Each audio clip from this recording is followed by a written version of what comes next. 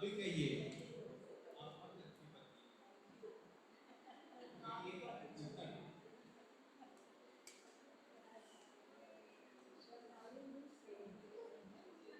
आपने कहा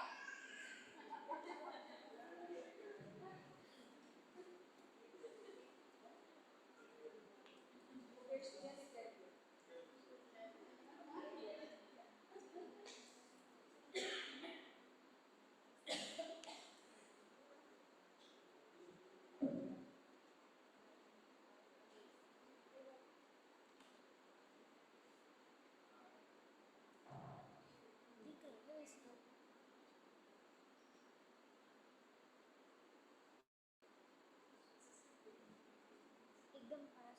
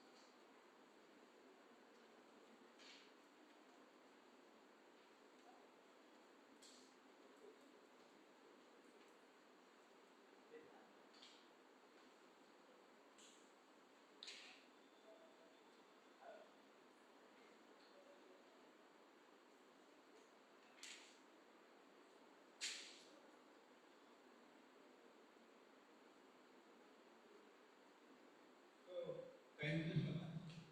आप लोगों को ये मिल गया होगा। सब हम हस्बैंड के बारे में देखेंगे और जो बहन लोग हैं आप बोल सकते हैं, ठीक है। आपको कैसा हस्बैंड चाहिए? गोरा, काला, लंबा, चौड़ा?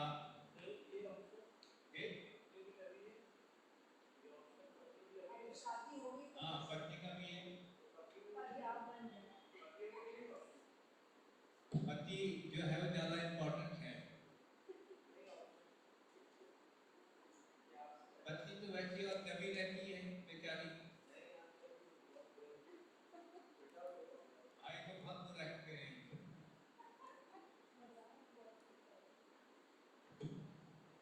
तो आपको मालूम है 5:28 क्या है? एफिशिएंस को बिना बाइबल देखे पर बताए क्या लिखा है वहां पर? 5 एफिशिएंस 5:28।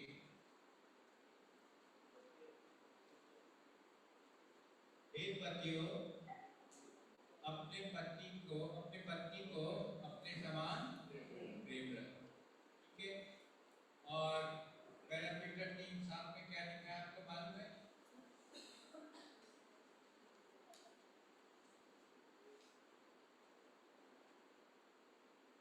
हम परवारी क्या है, परवारी के लिए तो ज्ञान होना चाहिए। वहां पर लिखा है, आप बाइबल खोल कर देख सकते हैं।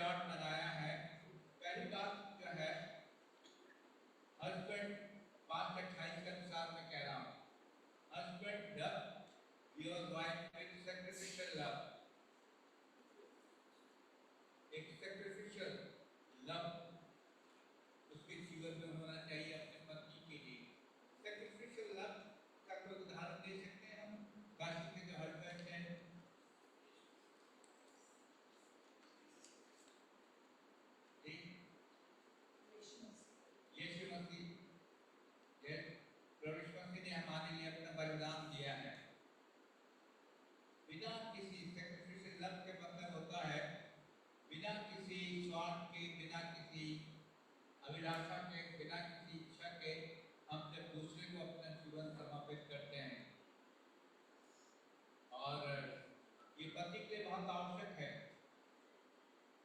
कि वो एक सेक्रिफिशियल लव अपना सके। फिर दूसरा है husband love your wife here for her spiritual growth, care for her spiritual growth जिसे कह सकते हैं।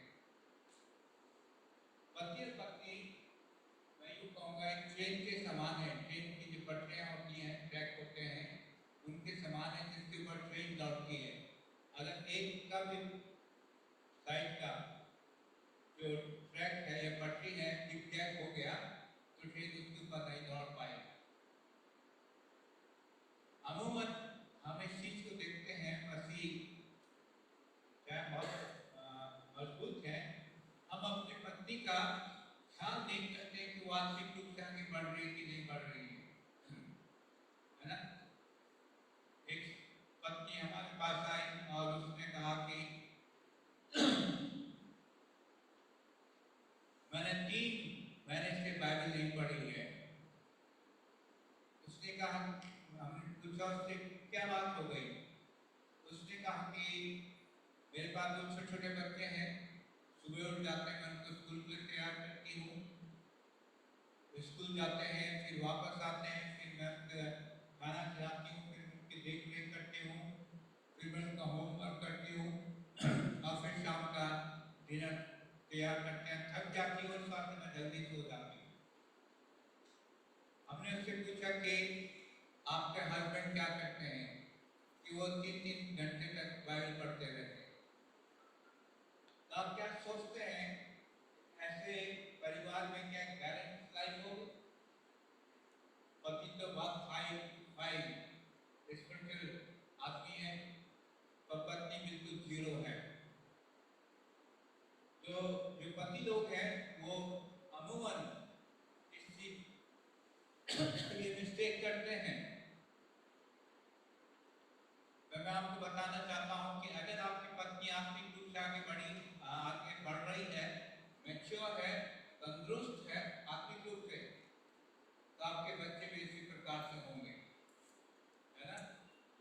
ठीक है, अगर आपकी पत्नी कमजोर है तो आपके बच्चे भी आर्थिक रूप से कमजोर होंगे और इसका असर हमारे बच्चों पर पड़ता है। माँ का असर, क्योंकि वो राजा देव के बच्चे हैं, वो अपनी माँ को देखते रहते हैं।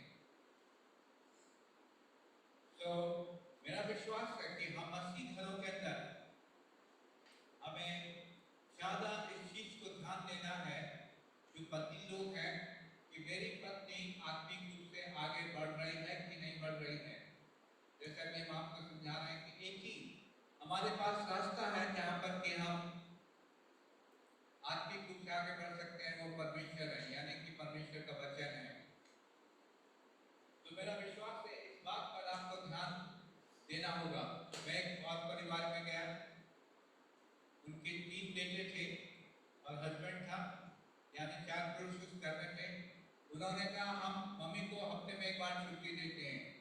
उस दिन हम कहते हैं ना तुम खाना बनाओगे ना तुम उनसे कुछ भी जो भी घर का काम होता है काम करोगी, हम पूरा घर में झाड़ू पोछा लगाएंगे, खाना बनाएंगे, आप आराम करिए और वचन पढ़िए।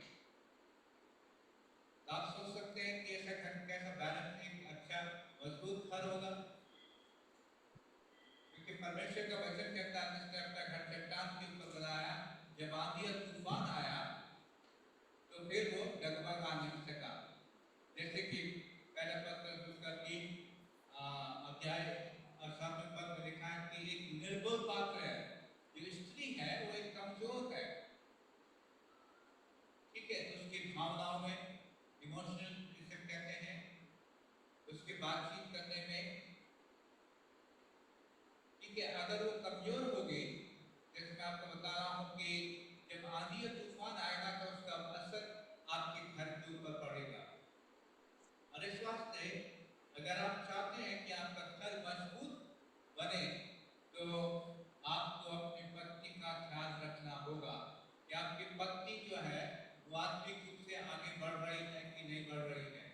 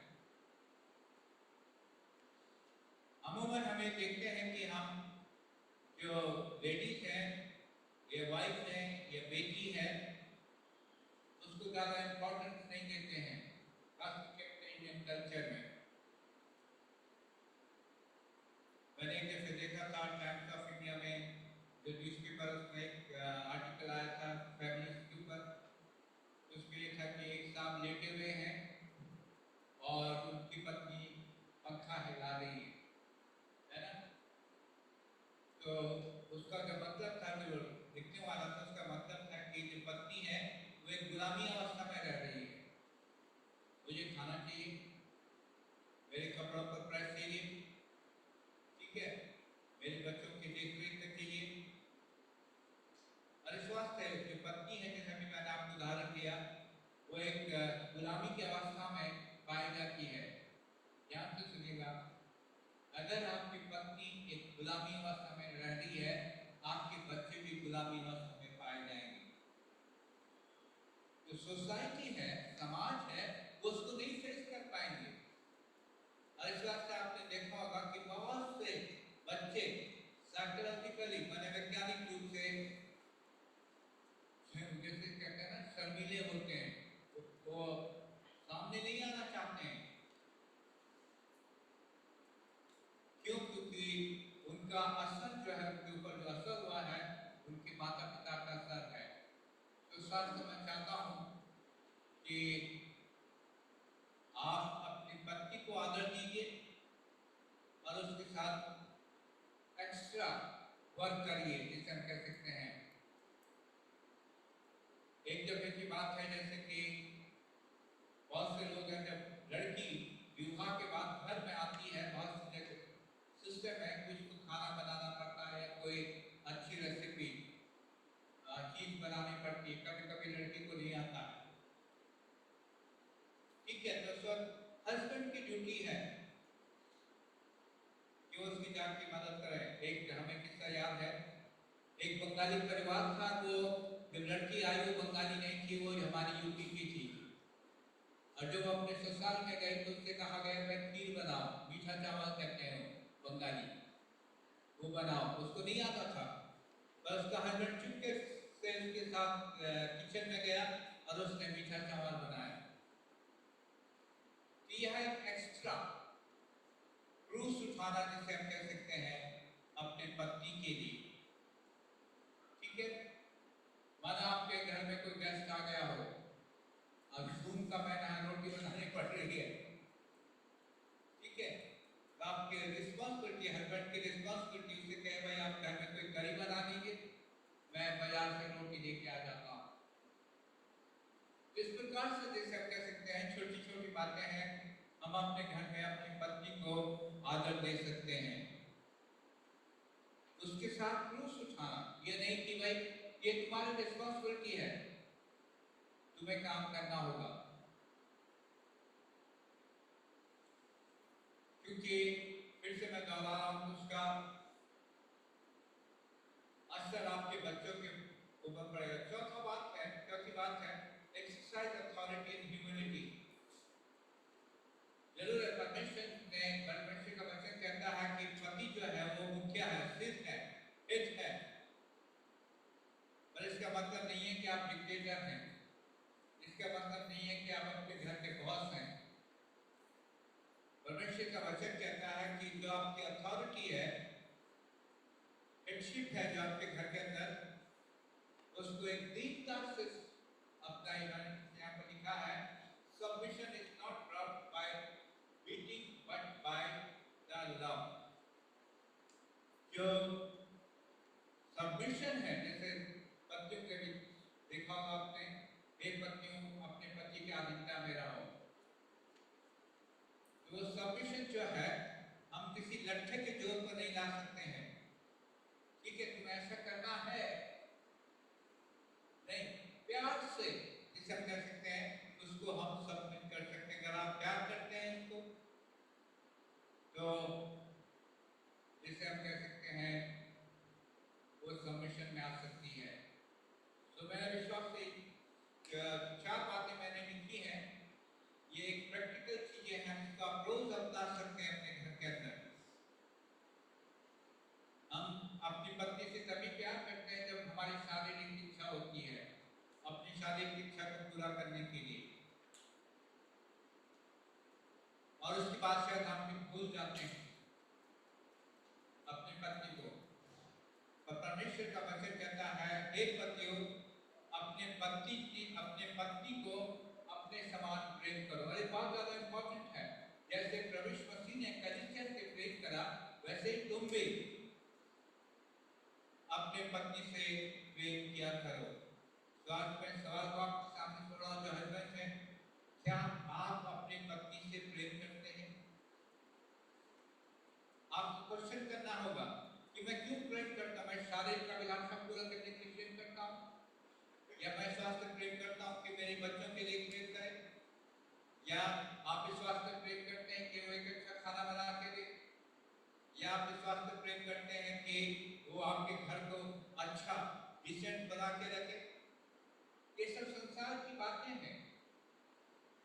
जरूर ये चीजें भी इंपॉर्टेंट है हमारे घर के अंदर, पर हमारे लिए आवश्यक है कि हम अपनी पत्नी से प्रेम कर सकें, है ना? शादी से पहले मैंने सुना है कि लड़के जो हैं वो कहते हैं कि अगर तू चाहे तो मैं तेरे लिए चांद सितारे भी तोड़ सकता हूँ। ठीक है, सुना होगा आपने कहावत। पर शादी के बाद वो चाय भी नहीं बनती है, वो चाय बनाना भी नहीं जानते हैं। पत्नी बीमार है, उसे कब चाय भी नहीं बनती है, तो फिर क्यों? और जो हमारे माता पिता हैं, पेरेंट्स हैं, मैं उनसे कहना चाहूँगा कि अमूमन इंडियन कल्चर में देखा जाता है कि अगर लड़की को नहीं आया कुछ खाना बनाना या चाय बनाना, तो वे कहते हैं इसकी माँ ने कुछ नहीं सिखाया। और मैं आपसे कहना चाहता हूँ, अगर लड़के को नहीं आता है तो उसमें भी हमें यही कहना चाहिए कि इसकी माँ ने कुछ नहीं सिखाया।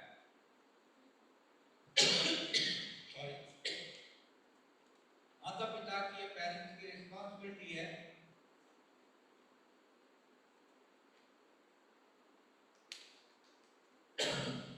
कि हम दोनों को सिखाएं। घर के अंदर जब हम बच्चों के बारे में सीखेंगे उस वक्त हम इस बात को देखेंगे, पर मैं यहाँ पर यूँ कहना चाह रहा हूँ, जैसे हमारे घर में हमारा बेटा अर्पण और बेटी सहायता है, जब वो छोटे थे तो हम दोनों से काम कराते थे। ठीक है, दोनों काम करते थे, ये नहीं कि सिर्फ सहायता काम कर रही है। फॉर एग्जाम्पल, जैसे हमने खाना खाया, हमने सहायता से कहा जितने बर्तन आप सब किचन में जाकर रखेंगे। अर्पण से कहा कि आपको जो डाइनिंग टेबल है उसको आपको साफ करना होगा। ठीक है, और अमूमन बाहर होते थे, बाहर से हम आते थे तो हम सहायता से कहते थे आप झाड़ू लगाइए, अर्पण से कहते थे आप डस्टिंग करिए, वो डस्टिंग करता था। ठीक है, तो इस वास्ते आज उन दोनों को कोई प्रॉब्लम नहीं है, है ना? चाहे पत्नी खाना बनाए न बनाए, अर्पण भी खाना बना लेता है। ठीक है, तो ये छोटी छोटी चीजें हैं जो हमारे घर के अंदर कॉन्फ्लिक्ट या तनाव पैदा करती हैं। तो इससे अभी से हमें अपने बच्चों को ट्रेन करना है, जो माता पिता यहाँ पर हैं, और जिससे कि वो आगे चलकर एक मैरिड लाइफ जिसे कह सकते हैं होना चाहिए। फिर एक सैक्रिफिशियल लव के बारे में अमूमन जो है हस्बैंड जो है वो इस चीज को दावा करते हैं कि हम ज्यादा बुद्धिमान हैं। ठीक है, और इस वास्ते वो अपनी पत्नी को तुच्छ समझते हैं, बेकार है, कुछ नहीं आता इसको, यानी कोई एडवाइस नहीं लेना उससे, कोई बात नहीं। तो बच्चे ऑब्जर्व करते रहते हैं, नोट करते रहते हैं, और आगे चलकर वो सोचते हैं हमारी मम्मी सब कुछ बेवकूफ है, और वो उनके सामने बेवकूफ बन जाती है। और वो बच्चे जो हैं वो अपनी माँ का कोई आदर नहीं करते हैं। सो मैं जो हस्बैंड लोग हैं, मैं आपसे कहना चाहता हूँ कि अपने पत्नी का आदर करना सीखिए, खास करके अपने बच्चों के सामने। अपने बच्चों के सामने अपनी वाइफ का आदर करना सीखिए, और कभी भी अपनी पत्नी का बच्चों के सामने बुराइयां मत करिए। ठीक है, बच्चे सबसे खुश होते रहेंगे कैसा है, पर वो बाद में चलकर अपनी माँ का इज्जत नहीं करेंगे। परमेश्वर का वचन कहता है कि हमें अपने माता पिता का आदर करना है, जिससे कि हमारी उम्र बढ़ेगी। तो किस प्रकार से, जिसे हम कह सकते हैं, हम अपने घर में अपनी पत्नी का ख्याल करते हैं। परमेश्वर ने, जैसे भी हम देख रहे थे कि कहा कि मैं एक सूटेबल हेल्पर उसके लिए बनाऊंगा। यानी मैं यूं कहूं, आपको एक्सप्लेन करूं, पर जो हवा थी वो भी बुद्धिमान थी, यानी वो भी उसके अंदर इतनी स्ट्रेंथ थी कि वो हर एक काम को कर सके जितना आदम था। वो हर रीति से आदम के साथ सहयोग करने के लिए तैयार थी। पर आज हम जिसे कह सकते हैं इन बातों का ध्यान नहीं देते हैं और स्त्री को हम तुच्छ या बेकार समझते हैं। हमें इन बातों को हटाना अपने जीवन से, और स्त्री का हम आदर करते हैं। मेरे घर में सिखाया गया, जब मैं छोटा था, कोई भी स्त्री हमारे घर में आती थी तो हमें खड़ा होना पड़ता था।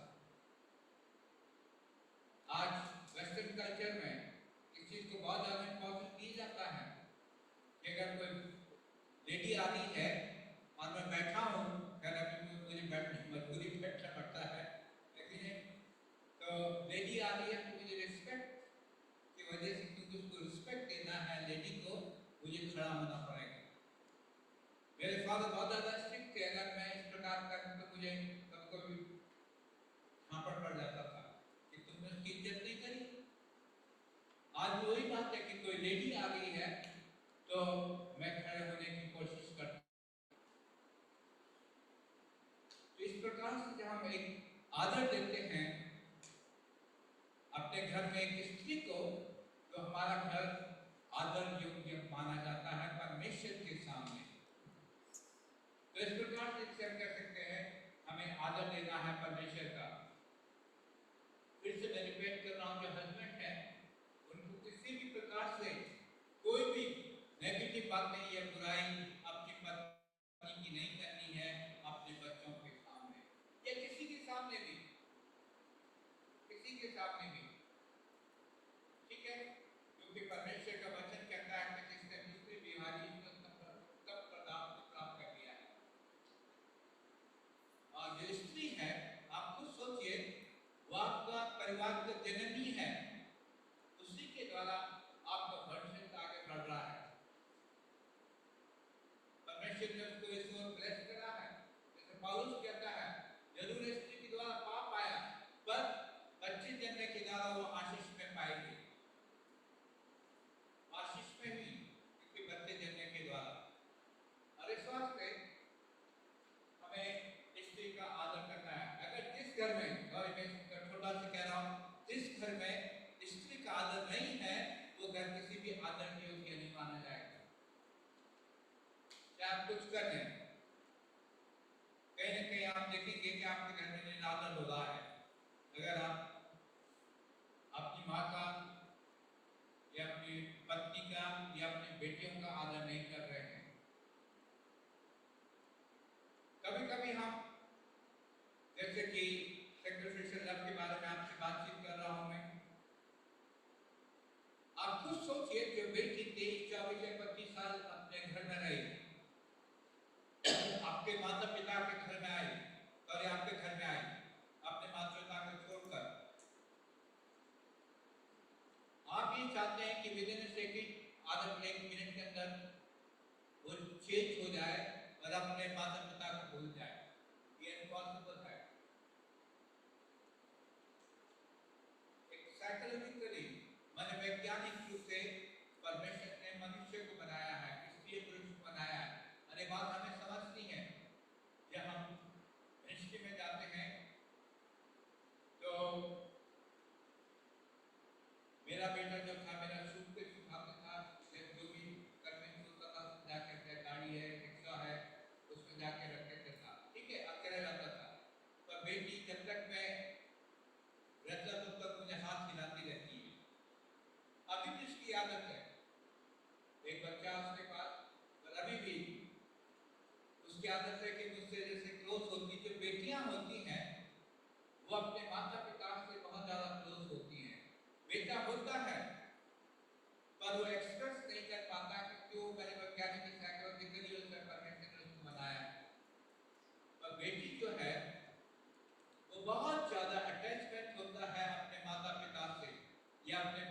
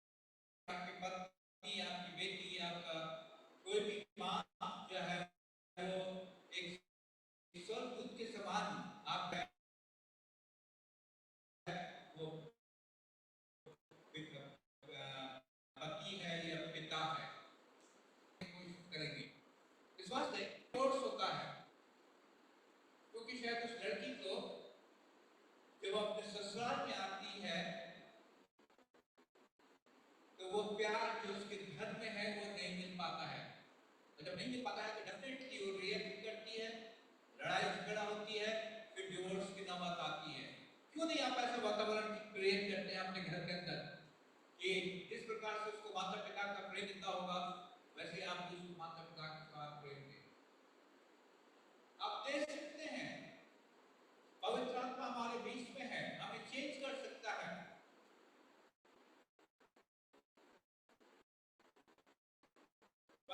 हमारे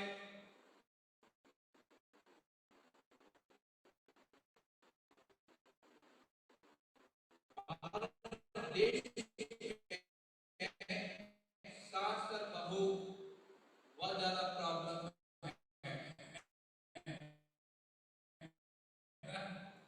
इसलिए मैं ये कहता हूँ ठीक है, चाहे वो उसी को समझे ना समझे, पर मैं तो अनुग्रह हमारे जीवन के अंदर ये डॉट लॉ नहीं है, मेरी पराया नहीं है।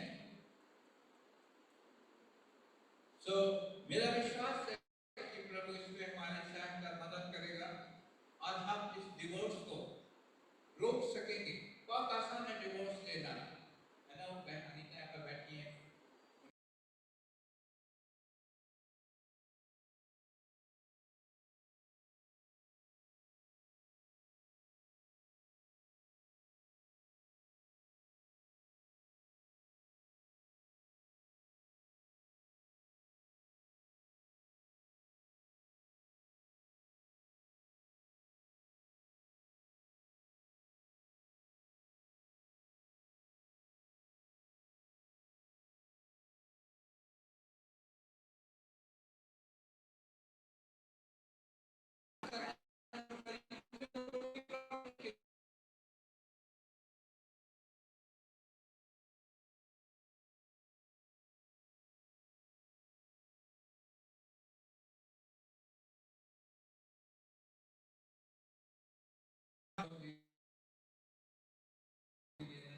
आज दोनों साथ रह रहे हैं। आपने देखा शैतान किस प्रकार से काम करता है, छोटी छोटी चीजें, किसने मेरे माँ का ख्याल नहीं करा, किसने ये नहीं करा, उसने वो नहीं करा, जब हमने उनको समझाया तो वो समझ में आया। और इस वास्ते परमेश्वर का वचन कहता है आई हेट डिवोर्स, मैं तलाक से नफरत करता हूं, क्योंकि जिसको परमेश्वर ने जोड़ा है उसको कोई मनुष्य नहीं अलग कर सकता। आप तो सोचिए, जब आपका विवाह था उस दिन तो सोचिए आपने परमेश्वर के सामने, परमेश्वर के फरिश्तों के सामने, परमेश्वर के लोगों के सामने और शैतान की फौज के सामने इस चीज का निर्णय लिया था कि टिल डेथ मैं इसके साथ बना रहूंगा, चाहे बीमारी हो, चाहे गरीबी हो, चाहे भूख हो, चाहे प्यास हो। तो फिर आप उस प्रतिज्ञा को जो आपने परमेश्वर के सामने करी थी क्यों तोड़ रहे हैं?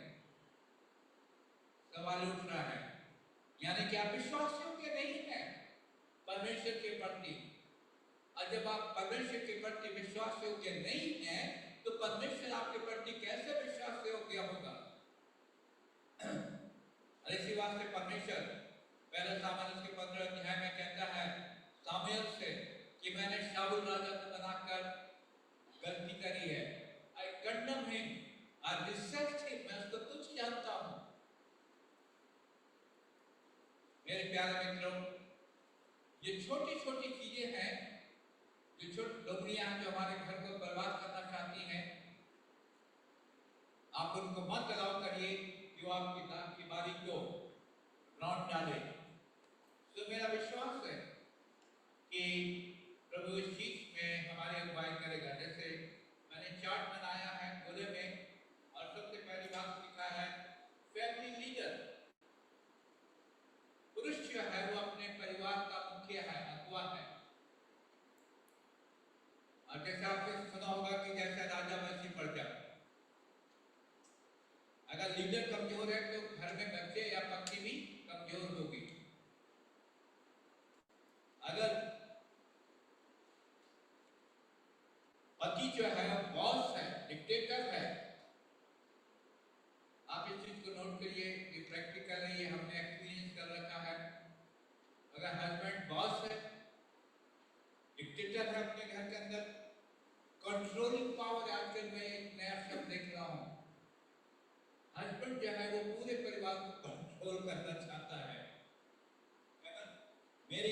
अनुसार कंट्रोलिंग पावर, और ये तीनों चीजें हैं, बॉस, डिक्टेटर या कंट्रोलिंग पावर जो है एक लीडर के अंदर नहीं होना चाहिए। एक लीडर को प्रभु यीशु मसीह के समान हम्बल अधीन होना चाहिए, क्योंकि परमेश्वर ने हमें फ्री विल दी है, हमें अपनी इच्छा दी है। अगर हमें फ्री विल नहीं होता तो मनुष्य कभी पाप करेगा ही नहीं, तो परमेश्वर की अधीनता में रह सकता था। पर परमेश्वर ने हमें अधीनता में, दीनता में रखा है।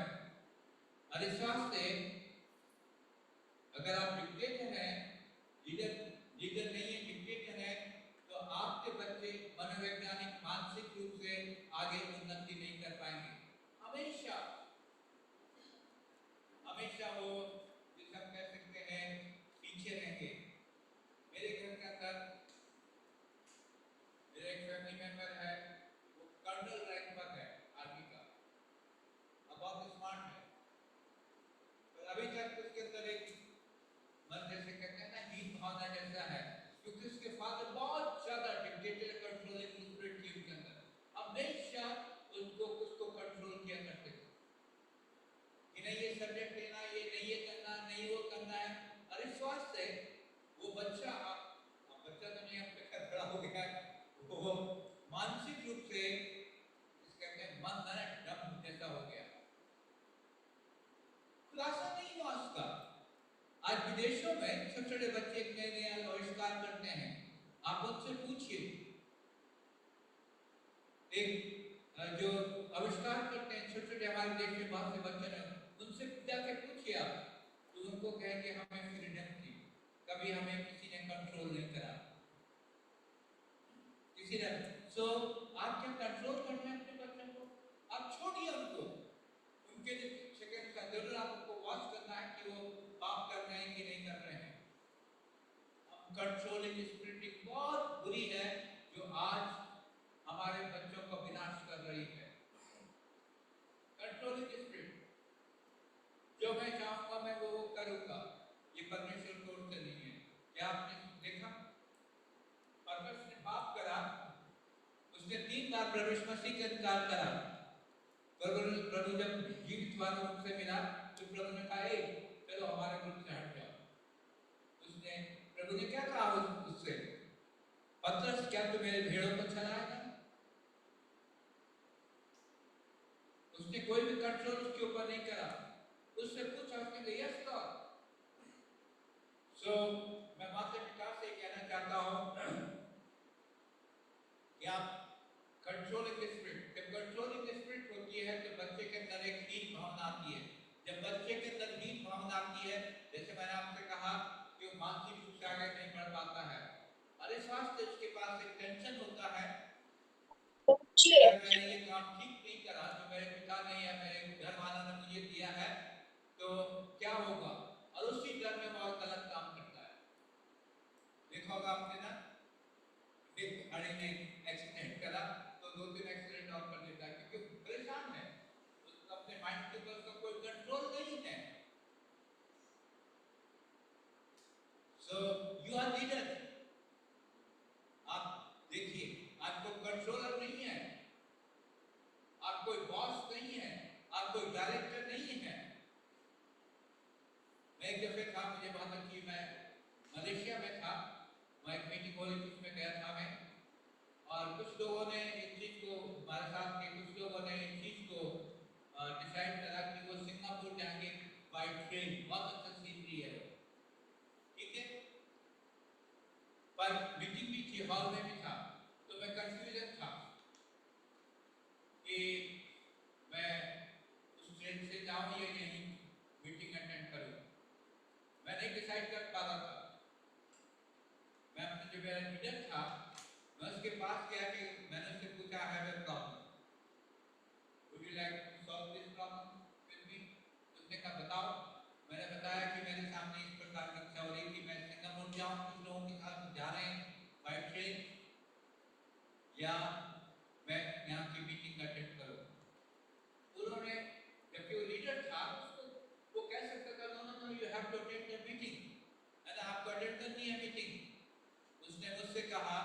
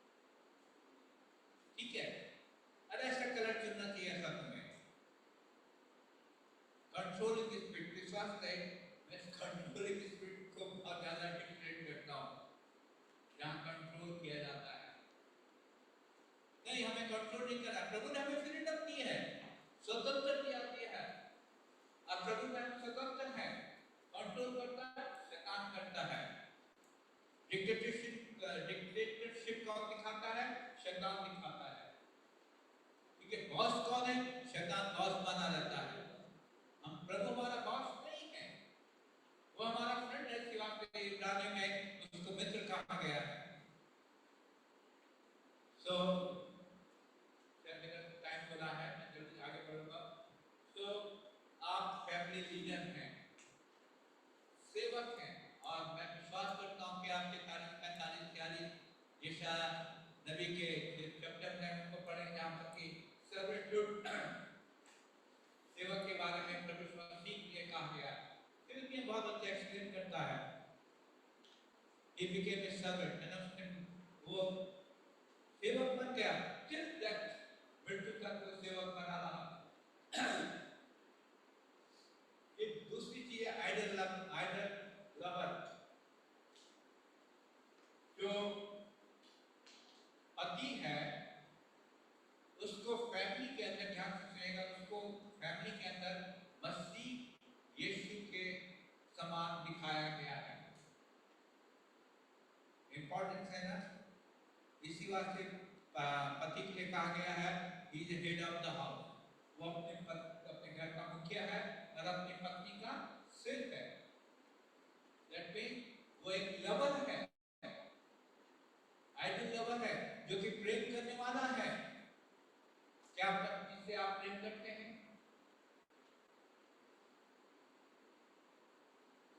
एक दफे इसकी कॉन्फ्रेंस हो रही थी, एक बहन एक भाई मेरे पास आया, मुझसे कहा उसने कि मैं डिवोर्स लेना चाहता हूँ, हमारी मदद करिए। मैंने उससे कहा कि आप क्यों डिवोर्स लेना चाहते हैं? तो उसने मुझसे कहा कि जो मेरी पत्नी है मुझे वो सेक्सुअल में मेरे साथ में मदद नहीं करती, वो हमेशा इग्नोर करती है। तो मुझे बहुत गुस्सा आया उस लेडी के ऊपर, कैसे क्यों कर रही? मैंने इनसे कहा कि आप जाकर उससे बात करिए। वो गई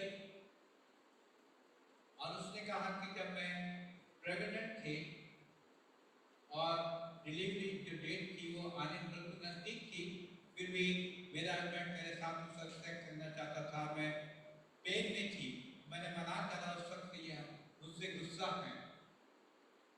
तो कभी कभी जो मनुष्य है या पति है, हस्बैंड है, वो इस प्रकार के बेहुदा काम करता है।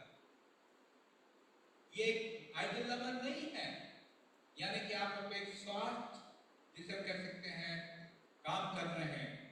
सिर्फ आप अपनी पत्नी को विश्वास से आपने रखा है कि आप अपनी शारीरिक इच्छा को पूरा करें, नहीं, वो आपकी शारीरिक इच्छा पूरा करने के लिए है, पर उसके अलावा और चीजें भी बढ़कर हैं।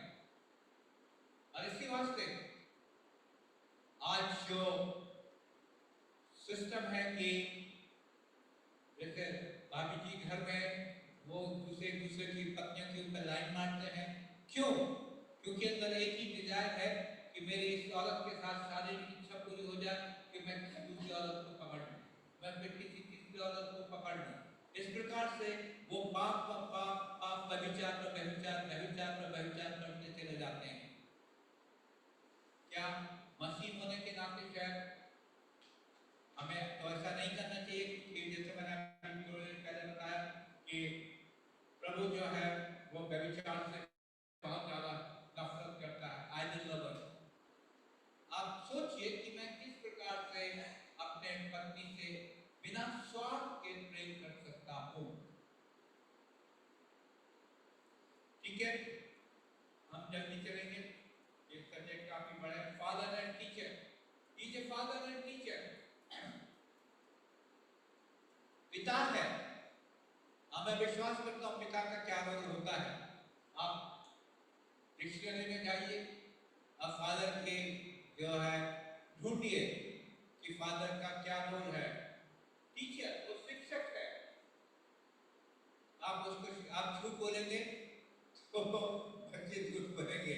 एक दफे की बात है, किसी ने मुझे बताया, एक लेडी थी, उसका एक भाई का कपल था, उनका बेटा एक स्कूल में पढ़ता था और टीचर ने फादर को बुलाया कि मैं आपसे बात करना चाहता हूँ। फादर जो था स्कूल में चला गया, उसने क्या बात करना चाहते हैं? कि मैं आपके बेटे के बारे में कुछ कहना चाहता हूँ।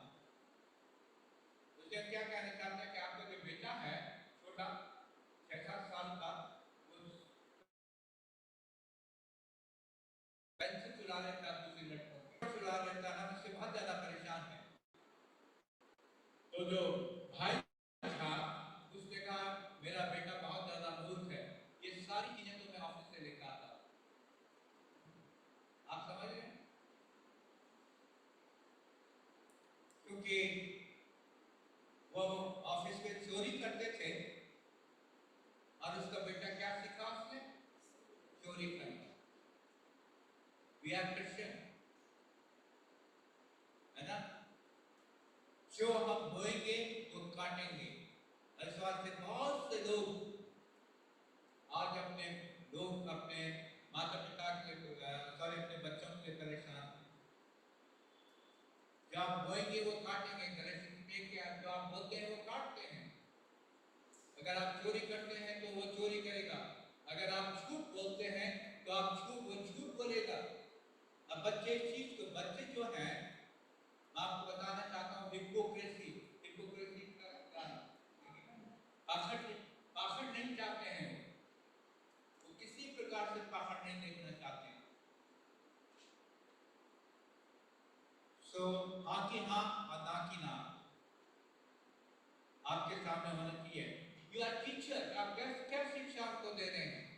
क्या आपने परमेश्वर के वचन की बातें उनसे करी है, या आपने जिसे हम कह सकते हैं ये बता रहे हैं आप बच्चे को बैठ कर बेटा मैंने उसको ना बेवकूफ बना दिया, उसको चीट कर दिया। मेरा विश्वास है कि इसमें हम प्रोवाइडर, ये बहुत इंपॉर्टेंट चीज है। आज जरूर है आधुनिक जमाने में हम रह रहे हैं, पति पत्नी दोनों कमाते हैं, पत्नी अपना खर्च चलाती है, पति अपना खर्च चलाती है, पर एक्चुअल में हस्बैंड जो है बाइबल के अनुसार वो प्रोवाइडर है कि घर में क्या आवश्यक है ये उसको देखना है। क्या पत्नी कमा रही है या नहीं कमा रही है, उसके पूछना है कि हमारे घर में क्या क्या आवश्यकता है, किसकी क्या आवश्यकता है। He is a provider, he is a protector, वो हिफाजत करने वाला है। एक किस्सा है, कहते हैं कि घर में चोर घुस गया और पत्नी ने अपने हस्बैंड से कहा कि देखो कोई घुस गया घर के अंदर, क्योंकि जो सामान था वो पत्नी अपने घर से लेकर आई थी, पति का कोई भी हिस्सा नहीं था। तो उसने कहा मेरा तो कोई सामान ही नहीं है, तो तुम्हारा जाके देखो। सो क्या आप ऐसे हस्बैंड को प्रोटेक्टर, बचाव करने वाला कह सकते हैं? नहीं। ये हस्बैंड की बहुत बड़ी रिस्पॉन्सिबिलिटी है कि मेरा बेटा या मेरी बेटी, मेरा पत्नी जो है वो किस ओर जा रही है, उसको उनको वॉच करना, देखना है। अब मैं विश्वास करता हूं जब आपका संबंध परमेश्वर के साथ होगा तो परमेश्वर आपको बताएगा कि आपका घर कैसे आगे बढ़ रहा है। फिर सबसे इंपॉर्टेंट चीज है फैमिली प्रीस्ट, वो अपने घर का मुखिया है। मैं आपको बताना चाहता हूं, जैसे परमेश्वर का वचन कहता है कि हेड ऑफ द हाउस, वो अपने घर का मुखिया है। मैं एक पिक्चर आपके सामने, कल्पना करिए एक ब्लॉक है मैंने ऊपर बनाया है, ठीक है, थोड़ा बीच में गैप दिया, नीचे जो है मैंने हस्बैंड बनाया है, ठीक है। जो तीसरा ब्लॉक है वहां पर मैंने फैमिली भी लिखा है, उसमें बच्चे हैं और पत्नी है, ठीक है। ये आत्मिक घर, स्पिरिचुअल फैमिली के बारे में मैं आपको बता रहा हूं। तो जो परमेश्वर है उसका डायरेक्ट कनेक्शन किसके साथ है? पत्नी के साथ है। अगर आपका डायरेक्ट कनेक्शन परमेश्वर के साथ नहीं है तो उसका असर किसके ऊपर पड़ रहा है? बच्चों के ऊपर और आपकी पत्नी के ऊपर, ठीक है। अधिवास उसको हेड द हाउस कहा गया है, घर का मुखिया कहा गया है, घर का अगुवा क्या कहा गया है, क्योंकि सीधे पति का जो संबंध है वो परमेश्वर के साथ है। जरूर है, ये स्वाभाविक है कि पत्नी का अपना रिश्ता है परमेश्वर के साथ, पत्नी बच्चों का अपना रिश्ता है परमेश्वर के साथ, पर जो पारिवारिक रूप में हम आते हैं उसमें डायरेक्ट जो रिश्ता है परमेश्वर के साथ है। अगर आपका संबंध परमेश्वर के साथ नहीं होगा तो आपका घर हौच पौच उजड़ा हुआ घर देखने को मिलेगा। और इस वक्त मैं अपने भाइयों से कहना चाहता हूँ, अधिक से अधिक परमेश्वर के साथ समय व्यतीत करें, परमेश्वर से लिंक करें, है ना? ठीक है, जितना आप परमेश्वर के साथ होंगे उतना आपका घर उन्नति करेगा। इस बात से हमारे लिए बहुत आवश्यक है कि हम अपने घर के मुखिया हों। आप ऐसे उदाहरण दे सकते हैं जहाँ पर कि उस व्यक्ति ने बहुत ही विश्वास योग्यता से,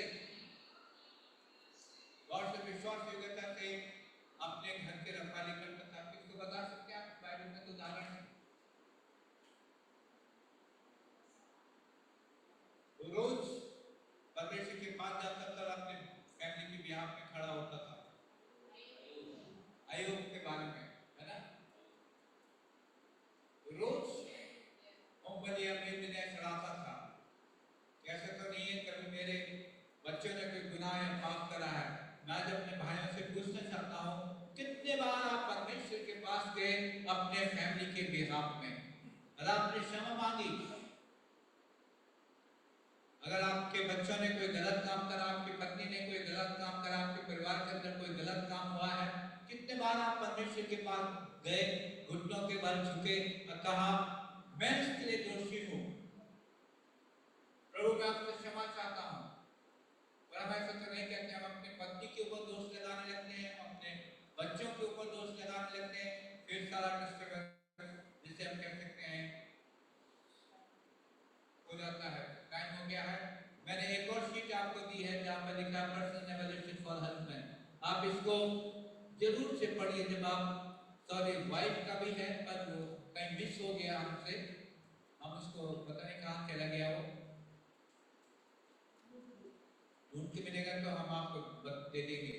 पर जो भाई लोग हैं वो आप साथ बैठिए और इसमें इम्पोर्टेंट है जिसे हम कह सकते हैं बहुत ज़्यादा इम्पोर्टेंट इसमें भी है, बहुत सी सुंदर बातें इसमें लिखी हमने। ठीक है, जैसे मैंने पहले इसमें लिखा है, how is your relationship with your wife and children, they are fully open with you. आपके पति और बच्चों के साथ क्या संबंध है? क्या वो आपके साथ खुले हुए हैं? क्या आपके फ्रेंड हैं, मित्र हैं? मैं आज आपसे कहना चाहता हूँ, जो पिता है, आप न तो बॉस हैं न कंट्रोलर हैं, आप उनके फ्रेंड हैं, मित्र हैं। प्रभु आप सबके साथ हो। टाइम हो गया है खाने के लिए। कोई ऐसा सवाल है जो आपको परेशान करना, आप पूछ सकते हैं, ये कल पूछ सकते हैं। ठीक है, हम प्रार्थना करेंगे। प्रभु हम धन्यवाद देते हैं समय के लिए, खास करके जो हमने सीखा पत्नियों के लिए।